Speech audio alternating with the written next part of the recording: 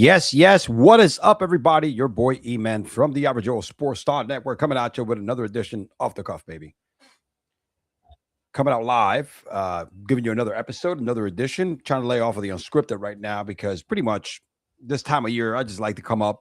Don't have anything planned. Like to come off the cuff. Let me go ahead and adjust this mic here. Like to come off the cuff, top of the dome, my freestyle platform, and give you some of my best takes right at the top. Checking the audio on Twitter. And today we got some stuff to talk about, man. We're going to talk a little Knicks basketball right now on a tear. Can they keep this up? I mean, the last 3 games, the Knicks have been on fire, especially the last 2 games. We'll talk about the Knicks and the outcome. Also want to holler at you a little bit about this beef that's been going on between Draymond Green and what's his name? And Austin Reeves. And get it. I get it. Let me check out the Rumbo chat here. There you go.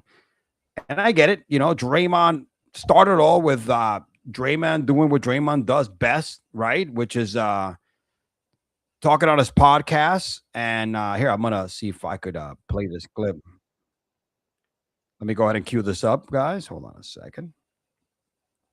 He starts talking about Steve Kerr and kind of throwing a little bit of shade, even though he was giving him props, but also said that, hey, I don't think Kerr used me to my full potential, right? It's kind of what he said. Let me just not misquote here, but this is what, let me get back to this. Hold on a second, guys. Hold on. Let me make sure I get the right issue here. Hold on a second. Where's that clip? Oh man, I thought I had that clip here ready and available, but see what it says. As much as he's done for me, this is exactly what he says. Let me see here. Hold on. I want to read exactly what Draymond said before I play the clip. Of course, he goes, "Done for me." You know what? I don't have it available. Easy to pull it up, but I do have the clip. Let's watch the clip. He throws a little bit of shade at Steve Kerr, who probably not going to be head coaching the team anymore. And of course, Austin Reeves heard this one on the Dan Patrick show and rebutted this. But let's hear this. Let's check this out first. Let's check Draymond's reaction real quick. Hit play. Come on. Technical. There you go. Can never forgive him for, and yet I will do anything for him. When you spend 14 years with someone, when you've had the runs that we've had, playing the role that I've had to play and being who I've had to be, some things like that are going to happen. Everything hasn't just been one way. It hasn't just been like, oh man, Draymond did this, Steve's mad. I don't take that any way at all. Speaking of this December thing, I spoke to him after that and it was like, I don't think you like me. I don't think you've ever liked me, if I'm honest. Like, he cried. Like, really? However, what he's meant to me in my life, what he's taught me in my life, I was just telling him in our exit interview, the things that he's taught me about being a winner, I'm not sure where else I could have got that. I played for Tom Izzo, and Steve just took that to a completely different level, and especially showing me things about this level and winning. Like, I could never repay him for that. It's so important to who I've become. As much as he's done for me in basketball, a part of me think he's hindered me in my career and what I could have become. When KD came from 2016 on, I have not had a play in our playbook. Not a single play that we run for me in our playbook since 2016. But if you're going to take one gripe and not be able to move past it for all the other things, then you're shallow as a person. That says more about you as a person than it does about Steve or whoever else in that instant. You got to take the good with the bad, man. So you got to take the good with the bad. He hasn't used them to his extent. Look, I'm going to share a couple of things real quick here. Draymond Green's career accolades. He's a 4-time NBA champ, not the main player on the team, probably the 4th best player on the team. 9-time all-defensive team. That's pretty good. 2016, 2017, the first player of the year. Not bad. 2-time All-NBA. All right. He was a 4-time NBA champ. Career numbers, 8 points, 5 rebounds, 5 assists, 41 field goal percentage for his career, 32% from 3, 70% free throw. These are good numbers, right? Are these elite numbers? Are these Hall of Fame numbers? And I'm not going to steal Austin Rivers' thunder because he made some good points. Now, Austin Rivers is a fucking Nepo baby. So he doesn't get a lot of credibility in my book. So, of course, what's his name goes on to the Dan Patrick show. And this is a long clip. I don't want to play the whole thing. Austin Rivers goes, and I'm going to go ahead and fast forward to that. Hold on. Let's get to that. He goes to the Dan Patrick show. Dan Patrick asks him about Draymond Green. Give me 1 second. Let me share that with you.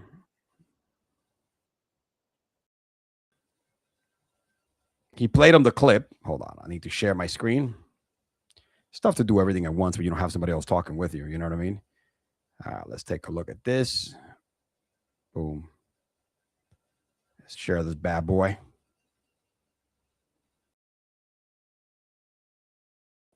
I'm going to fast forward through the part that he's, the Draymond Green is saying this piece. In basketball, a part of me think he's hindered me in my career and what I could have been. Trying to be fair. Keyword. A part of me thinks he's trying to hinder me in my career. That's pretty fucked up, man. That's the last thing Steve Kerr was doing. He actually elevated your career by incorporating you in plays. All right. Let's take a look what Austin Rivers had to say about that. To the context of this. It's ridiculous. It's ridiculous. It's utter ridiculous. And you know what's shocking? Because Draymond has such a he has such a high IQ. That's a big part of his game is how smart of a basketball player he is. So I don't think he's that smart. I don't think Draymond is that smart. Draymond just has a lot of intangibles that a team needs in a player. Hustle points, he's a good defender.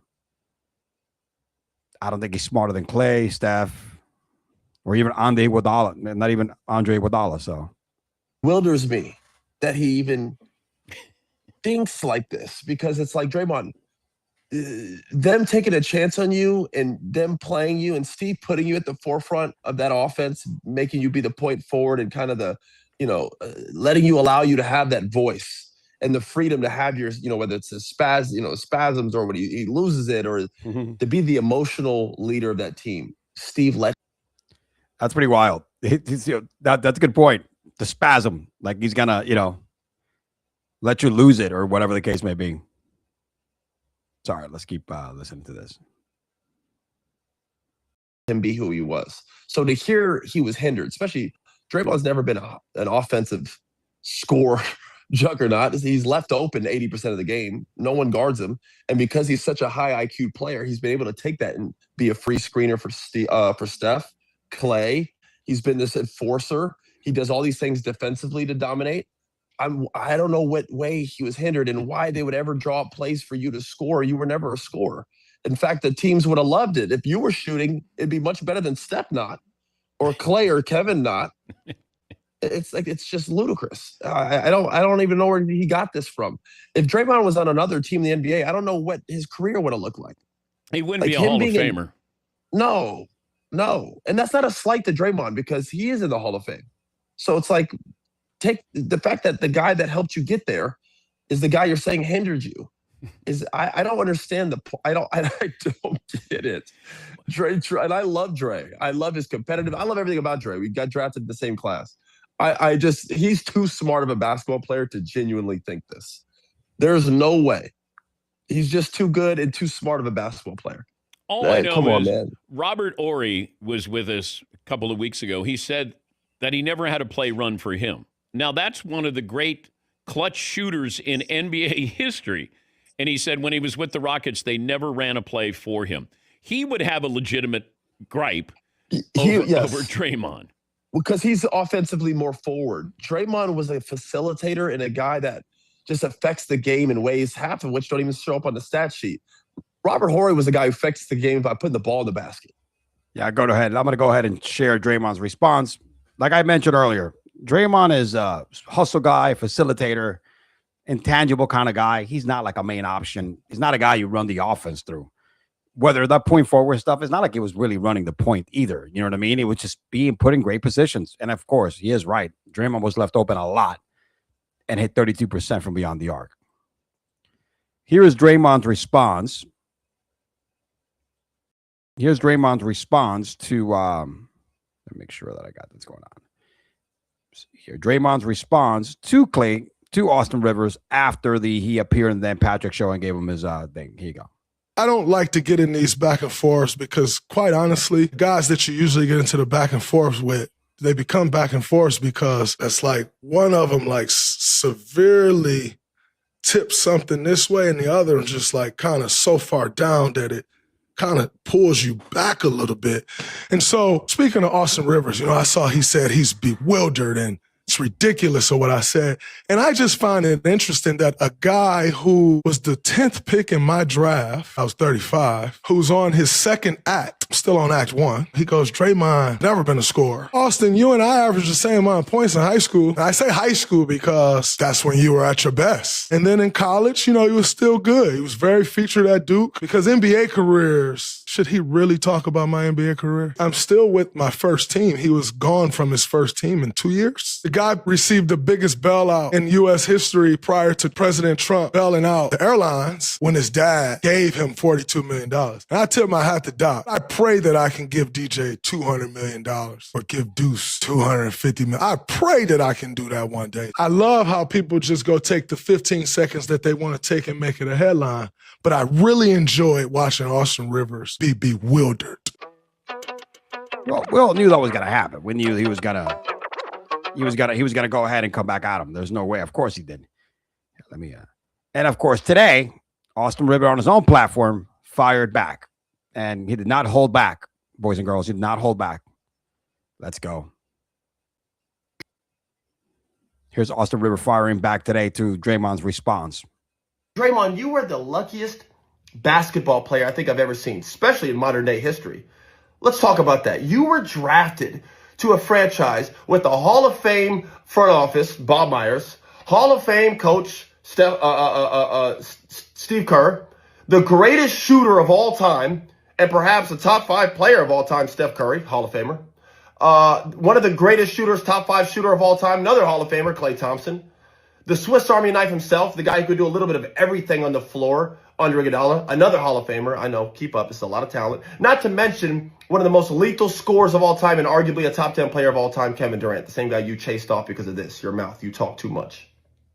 And that's not even counting the plethora of talent around those guys. The Sean Livingstons, the Barbosas, the Andrew Wiggins, the Jordan Pooles, who you also chased off. Cut it out. Draymond, you're the backpack jump shooter. You're the guy that everyone leaves open. No one guards you. There are hours and hours. The backpack jump shooter. Damn. Damn. Hours and hours of film of just you being left wide open. In fact, anybody can just YouTube or Google or watch any Draymond game ever, and he's open all game. There are clips of you getting a rebound and just driving in a straight line and just getting a wide open layup because everyone's fanning out to guard the actual talent on the team. Talking about Steve Kerr hindered your career. Bro, Steve Kerr made your career. How dare you? Coming at me? Are you kidding me? I wish I could give my son $200 million if I was a coach. Yo, the NBA doesn't give coaching jobs to guys who may or may not sucker punch one of the players and staff. You need to fall back, Dre. Let's just be frenemies. That's pretty funny. Look, as my non-clickbait title says on this podcast, and I forgot to freaking change it here. Honestly, you got one, to me, Draymond, his career has been overrated and overinflated. In the 90s, this guy would have been just an enforcer. All right? Rick Mahorn. That kind of guy. Charles Oakley. Good players. Enforcer. But a little bit more of like he could pass the ball. Would not average 8 points a game. You know why? Because he would not be left wide open under the 3. Did not have the grit or probably the toughness to bang down low with the bigs of back in the day. So, to me, he's had a hell of a career because he's been in the right situation in the right era. When you are the 4th guy, maybe the 5th at one point, when you got a team with Kevin Durant, Steph Curry, as Austin Rivers mentioned, Klay Thompson, Andre Iguodala, Jordan Poole, he was technically the 4th option. I think a decent career, smart guy, knows how to get under people's skin. You need that in teams. You need that type of player. but he's not a Hall of Famer in my book. I think overinflated and overrated career. Absolutely. You could talk basketball, though, because he's played with some great players and he's probably picked up a lot. Austin Rivers is probably a Nepo baby. He is a Nepo baby. Dad's a coach. Listen, you can't get away from your dad was the coach of the team that gave you the biggest payday in your career, $42 million. Completely underachieving and getting drafted in the top 10. Duke, he did great, but people thought that he was going to have a great career. Austin Rivers' career is nothing to laugh about. Now, who's had the better career? Absolutely, with Draymond Green. But I think you got two guys, a thug, an overrated player versus a Nepo baby, trying to go at each other. And honestly, both of you, shut the hell up. I respect both of your like podcast game, but honestly, come on, man, fall back. Y'all should be right there in Austin. You're in, Bronny James territory. And whatchamacallit, and Draymond Green, just overrated. As far as Steve Kerr, as a coach, I'm a fan. As a citizen and his personal views, I am not a fan.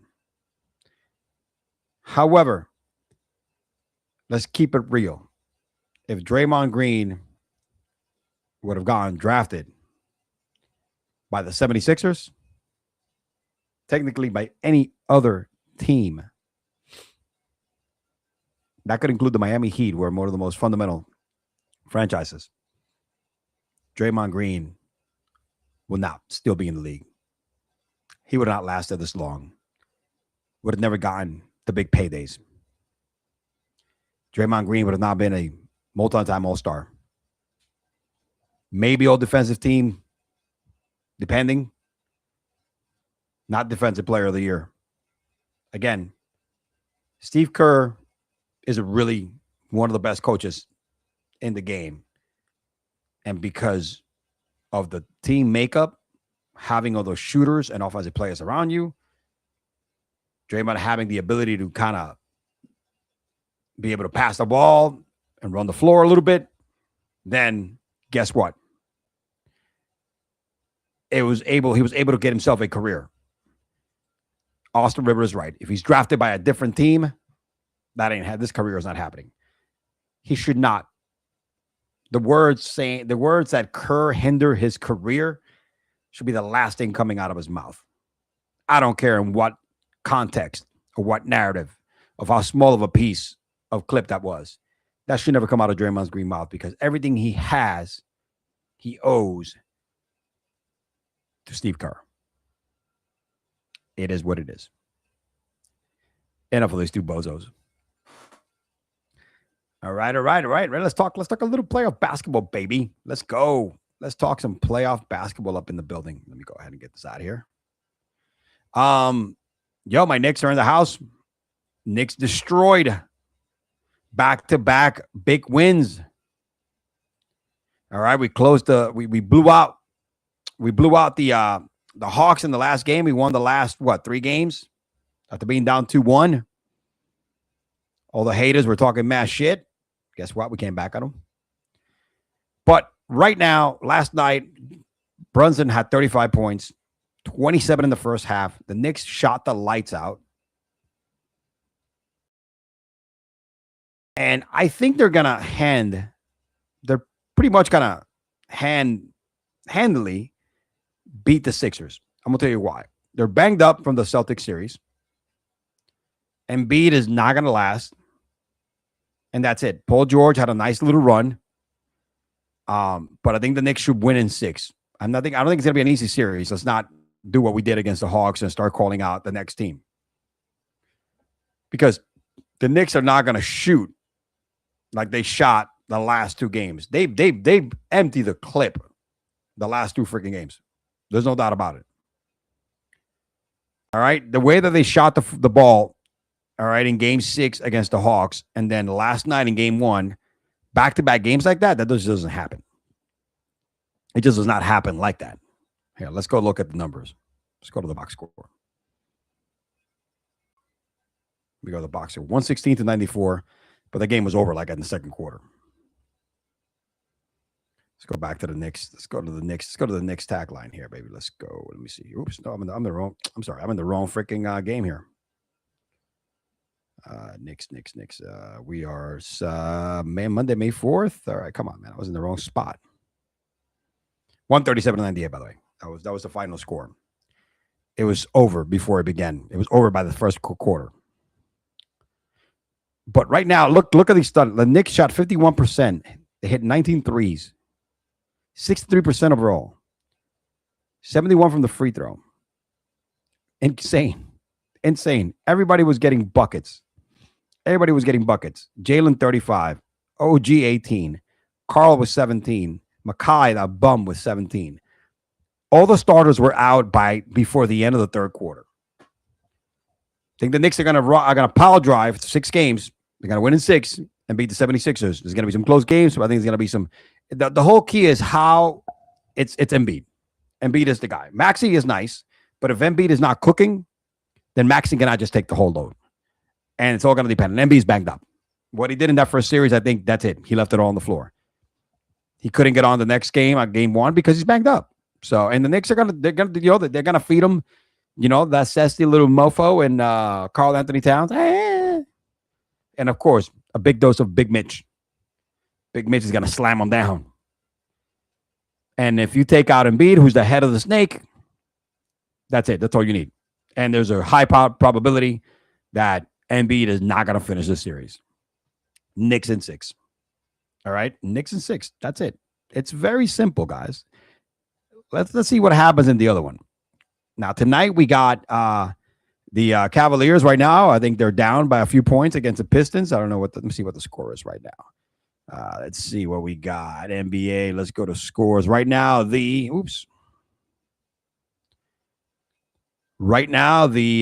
Lakers and Thunder's the one playing right now. I'm sorry. No, they just started. 46-39. Damn, I forgot to put my parlay in with my 15% boost. Shoot.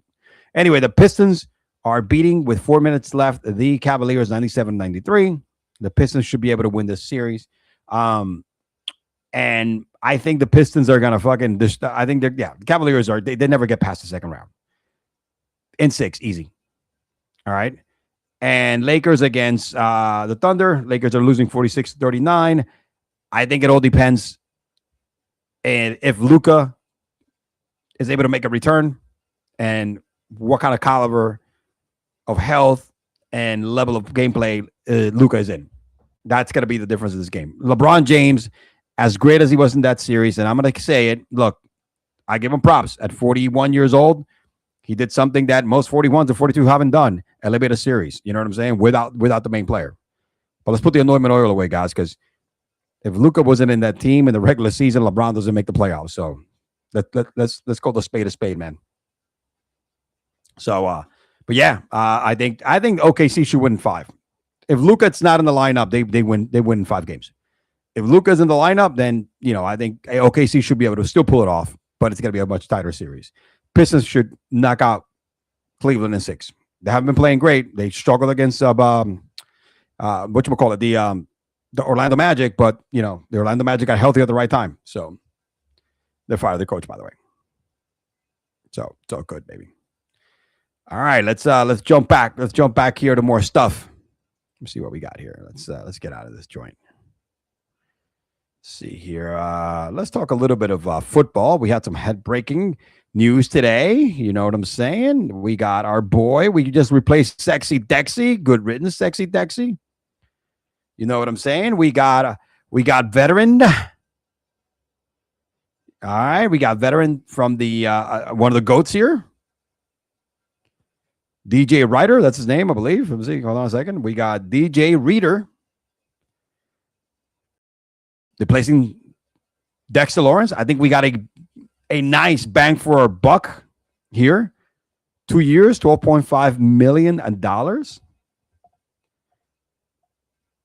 We just replaced Dexter Lawrence's numbers for a lot less. I know he's 32 years old, but in this team with John Harbaugh, that new defense, all those young studs up front, I think DJ Reader is going to give us what Sexy Dexy, what Dexter Lawerence gave us at a discount bargain. Shout out to the Giants. Great signing, a veteran presence that is needed in the young and that young core of defense, and a dude that, unlike Sexy Dexy, it's not immature. Great freaking signing. John Harbaugh right now is batting a freaking 1,000 between the draft, free agency. He is just killing it. He is building a culture. He's building the team with their identity of no BS, identity of we're going to play the right way, an identity of we got to be consistent. He's building a consistent roster. He's bringing consistency back to the New York Giants, all right, and the New York metropolitan football fans. Excellent signing. I think this dude is going to fit right in, and it's just a veteran presence. He's going to produce the same. He's going to give you the same production as Dexter Lawerence at a freaking bargain bin discount. You heard it here first. Oh man, and I want to end the show. A big part of my childhood, man, just passed away. As a Yankee fan, you can see it in the back wall. John Sterling, man. Man. Growing up in Brooklyn, New York, right? In the 90s, because that's how I am. I'm 48 years old. I'm a kid of the 90s, bro. Growing up in a time that there was no cable. A few reasons. Number one, we couldn't afford cable back in the day. We were poor as balls. Number two, cable wasn't, I think, available in my area yet in the early 90s. So my summers were just listening to the radio. They would have Yankee games in WPIX, Channel 11, during the summer, at least maybe 3 times a week. 1 game on Sunday and maybe a couple of times during the week. And you would look forward to that. It was great. But then most of the time, on a summer day, I am listening to John Sterling calling these games. And back then I could absolutely listen to an entire game on the radio, which nobody does that now. That's just a lost art. It's just a lost thing. Nobody listens to games anymore because even when they're in the car, they'll stream it on their phone or whatever, right? There's even like streaming services. There's even like, glitches or I guess stuff that you can go ahead and put on your Apple CarPlay where you can watch it. But the radio calling baseball game was just ridiculous. And John Sterling was the best. And he called watching the calls from the Yankees winning the World Series in the 90s, the 5 that I'm able to experience as a teenager, then as an adult altogether. He was a big part of that. And a guy that's just a complete legend. And the best calls, Stuntonian shots, just great. I want to play for you the Yankees honor him last night, of course, and they played a lot of his best calls. Let me go ahead and play it for you, man. This is awesome.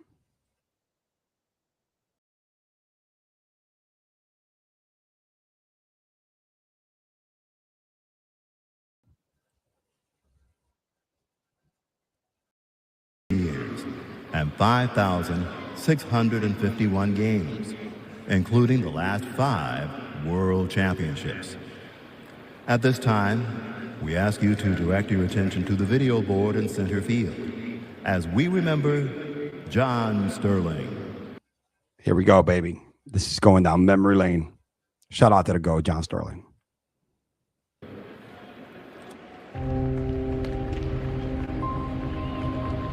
He is part of the fabric of baseball in the biggest city in this country. For many generations, there will only be one, the voice of the New York Yankees. The Golden Pipes, John Sterling. And voice of the Yankees, you turn on a lot of those old highlights, so many great calls, the home run calls especially. The voice for so many years, so many huge moments, legendary moments. Your voice has been synonymous with some of the biggest moments of the last several decades, especially my childhood. It's kind of that voice that we'll always remember, and championships, World Series that he's saying out, and just that voice will kind of always be echoed for eternity. So we're forever grateful for John and everything he's done. Gonna miss his calls, his home run calls, that booming voice, but what a remarkable career. Stepping up to the microphone is the voice of the New York Yankees. Here he is. Freaking get goosebumps, man. Here you go. Legend. Is John Sterling. Well, Susan, thank you. And once again, good afternoon, everyone. Swung on it, hit in the air to deep right center. It is high, it is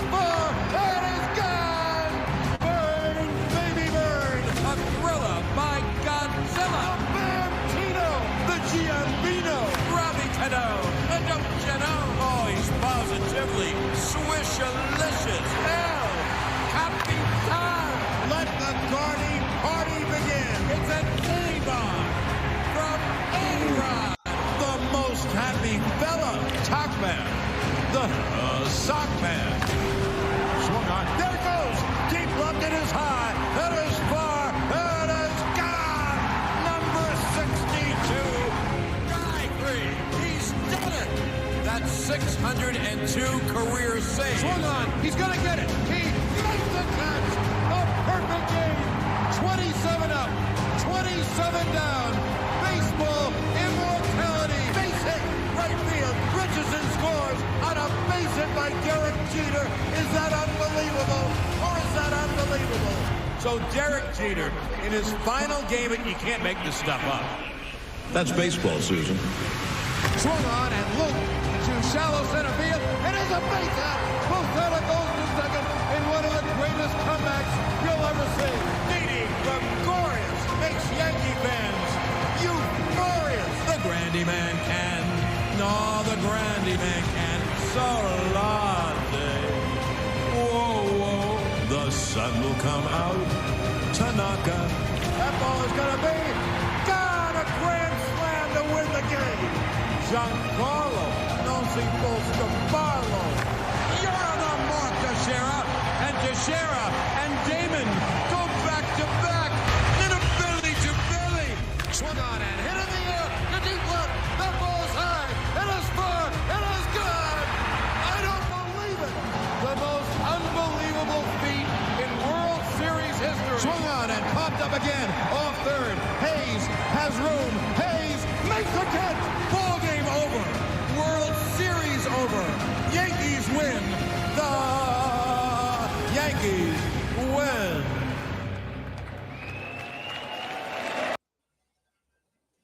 That's what I'm talking about, man. Harry Carey and John Sterling are probably exchanging stories right now in heaven. He was the voice of the Yankees for 38 years, 40-something years. I forget what it was. He became an announcer for the Yankees after calling hockey games of the Islanders at 50 years old in the 70s. And 86, 87 years old, this guy retired a couple of years ago. He's a legend. Broke the mold when they made him. There's never going to be another John Sterling, as an era of these type of announcers, radio announcers, is pretty much dead with him. Big part of my childhood, the Yankee fan, has just died and gone away. But memories will always, every time I would play some of this back, it just make me relieve a lot of those clips of my childhood, right? When I was a teenager, in my early teens, it's just freaking dope, man. The dude was just he was just a nice individual. And I'm going to play another clip here from Michael Kay. Michael Kay is the TV announcer. And this guy kind of broke my heart, man. The day that he died, he was doing this thing, talking about what kind of person John Sterling was and why was he hanging on, right? Why was he still fighting with life? Because, he was sick, he had cancer. And this right here just tore me up, man. What would get to him as he was recovering. Check this out. Hold on a second. Was that because he would get to him as he was recovering? Was that because he was bedridden for a while after the surgery? Yeah. He had lost the ability to walk. And that was frustrating for him. So he was undergoing rehab and things like that. And he was really pushing it. And I said, John, don't push yourself too much. And he said, his oldest daughter is getting married this summer. And he said, Michael, I have to walk her down the aisle. Tough, man.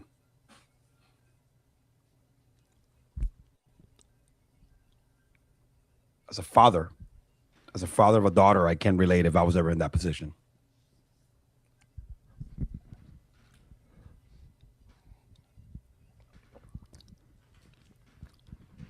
And that's why he was hanging on. But he had trouble about a week ago. Heart failure, and he finally succumbed today. But he'll be walking her down. As he looks down, it would get to him. Rest in peace, GOAT. Rest in peace. There would never be another John Sterling, man. And shoot, man, it just Truly greatness. Speechless. And the Yankees, starting May 18, they will pay a season-long tribute to John Sterling. All right. They are going to wear a customized memorial patch on the uniforms for the rest of the season. The team will continue to acknowledge Sterling's passing with the stitching, all right, in the back of their caps through their games on Sunday, May 17 at the Mets. Sterling passed away at 87, legendary play-by-play radio man. He called 5,426 regular season games. All right, and more than 225 postseason games from 1989 until his retirement in 2024. He retired 2 years ago because he couldn't do it any longer. His 36-year tenure, including calling 5 World Series, remarkable streak, 5,060 consecutive games, unreal, from 1989 to 2019. Here is the patch. John Sterling. May you rest in peace, my brother. We will see you one day. Hopefully I get to meet you in the Lord's house. With that being said, that's all I got, baby. I appreciate you all, man. Happy Mother's Day for all the moms out there. As Mother's Day weekend approaches, I have a completely slammed weekend. I split Mother's Day between my mother and then my wife. Saturday is me and my son are going to be spending the day with my mom, just, doing things with her. So she can spend time with the grandson because my wife, my daughter has things going on. But usually it's me. I like to spend the day with my mom. And then on Sunday, man, it's a full day with the wife, and celebrating her and Mother's Day and the kids, of course. You're celebrating her as well. So it's a busy weekend. And for all those mothers out there, you are much needed. The job of a mother it's what a lot of mothers, it's what you call a thankless job. A lot of people look at mothers and they say, well, you know what? That's part of your maternity. No, it's so important. People don't understand that kids spend more time with their mother than they do with their fathers. They're the ones who actually raise the kids most of the time. And it's so valuable because the way the mother raised the kids, it's kind of the way they're going to portray in life, how they're going to end up being in life, what kind of person they're going to be. And now more than ever, with all the woke bullshit and all this crap they're trying to feed the kids down their throat in school, a mother is needed more so than ever. All right, to take control of their kids, for them to look out after their kids, keep them safe, and not let these stupid woke ass teachers, right, indoctrinate their minds with bullshit. I know my wife does a hell of a job. Nobody's gonna mess with her babies, is what she always say. And my wife is a hell of a mother. My mother is the same way.